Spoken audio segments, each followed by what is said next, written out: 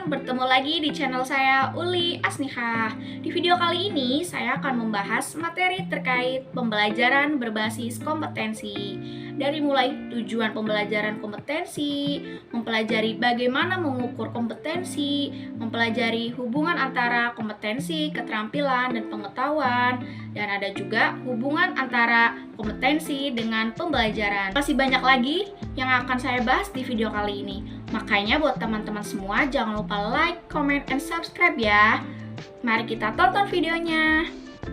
Pembelajaran berbasis kompetensi. Tujuan dari pembelajaran berbasis kompetensi adalah kompetensi yang diharapkan dapat dicapai peserta setelah menyelesaikan proses diklat. Kompetensi dapat berbentuk kinerja atau unjuk kerja yang baik dalam bidang kehidupan maupun pekerjaan. Kinerja yang baik dapat dicapai berkat kemampuan yang menerapkan pengetahuan, keterampilan, dan sikap perilaku. Kompetensi di sini maksudnya adalah kompetensi yang mencerminkan kemampuan seseorang untuk menggunakan pengetahuan dan keterampilan yang dimiliki dalam konteks pekerjaan atau situasi yang relevan. Nah, kemampuan di sini adalah kemampuan yang dimiliki oleh seseorang untuk melakukan tugas maupun aktivitas dengan efektif dan efisien. Sedangkan pengetahuan di sini artinya pemahaman dan informasi yang dimiliki seseorang tentang suatu subjek atau bidang tertentu. Berikut gambaran antara hubungan kompetensi, kemampuan, dan pengetahuan. Jadi, pada intinya, pengetahuan tanpa kemampuan dan kompetensi yang sesuai mungkin tidak efektif dalam menghadapi tantangan di dunia nyata. Begitu juga kemampuan dan kompetensi yang sangat membutuhkan fondasi pengetahuan yang kuat untuk berkembang secara maksimal. Pembelajaran berbasis kompetensi memerlukan kurikulum yang berbasis kompetensi. Kurikulum berbasis kompetensi adalah kurikulum yang ditunjukkan untuk menciptakan tamatan yang kompeten dan cerdas dalam membangun identitas budaya dan bangsanya. Kompetensi yang perlu dikembangkan dapat berupa keterampilan dan keahlian bertahan hidup dalam perubahan, pertentangan, ketidakmenentuan, ketidakpastian, dan kerumitan dalam kehidupan. Dalam pembelajaran berbasis kompetensi, desain dan pengembangan sistem pembelajaran dengan seluruh komponen di dalamnya harus difokuskan pada tujuan pembelajaran yang berisi kompetensi.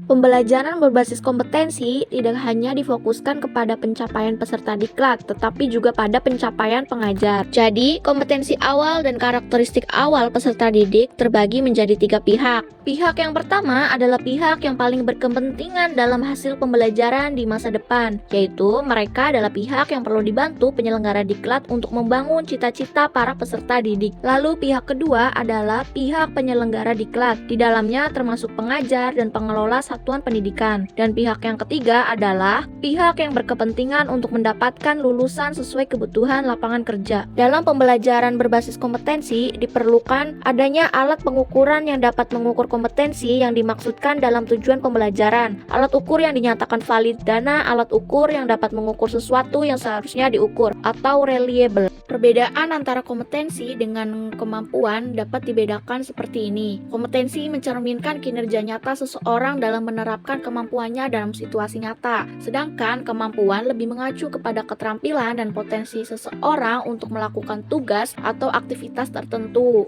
Bagaimana hubungan antara kompetensi dengan strategi pembelajaran? Pendesainan pembelajaran diharapkan dapat melaksanakan kegiatannya secara bertahap. Tahap yang pertama itu menentukan tahapan dan langkah kegiatan pembelajaran dengan urutan isi yang diarahkan pada pencapaian kompetensi. Contohnya menentukan metode, media, alat, dan alokasi waktu harus mempertimbangkan kesesuaian unsur dalam strategi instruksional dengan kompetensi dalam tujuan pembelajaran. Di tahap yang kedua, pengajar melaksanakan rencana strategi pembelajaran yang telah disusun dengan memasukkan upaya pemberian motivasi sepanjang proses pembelajaran agar peserta didik memfokuskan perhatiannya pada seluruh pembelajaran. Selain itu, ada juga hubungan kompetensi dengan pengajar atau fasilitator. Yang pertama, fasilitator perlu menguasai bahan pembelajaran dengan sangat baik agar mampu tampil meyakinkan pada saat mempresentasikan isi bahan atau saat menjawab pertanyaan peserta didik. Dan yang kedua, fasilitator perlu terampil merancang dan melaksanakan strategi pembelajaran seperti tahap pembelajaran runtut saat menyajikan isi pembelajaran, menggunakan berbagai metode, media, dan alat, serta mengelola waktu secara efisien. Lalu yang ketiga, fasilitator perlu mampu menggunakan sumber belajar yang tersedia di perpustakaan. Dan yang keempat, fasilitator mampu merancang dan menggunakan alat pengukuran yang baik sesuai kompetensi dalam tujuan pembelajaran. Alat pengukuran yang baik bisa dilihat dari validitas, reliabilitas, dan kepraktisan penggunaannya. Dan yang terakhir, yang kelima, fasilitator mampu memperoleh dukungan tenaga kependidikan dan pengelola satuan pendidikan di tempat kerja. Dukungan tenaga kependidikan bisa berupa penyediaan ruang pembelajaran dan peralatan yang tersedia.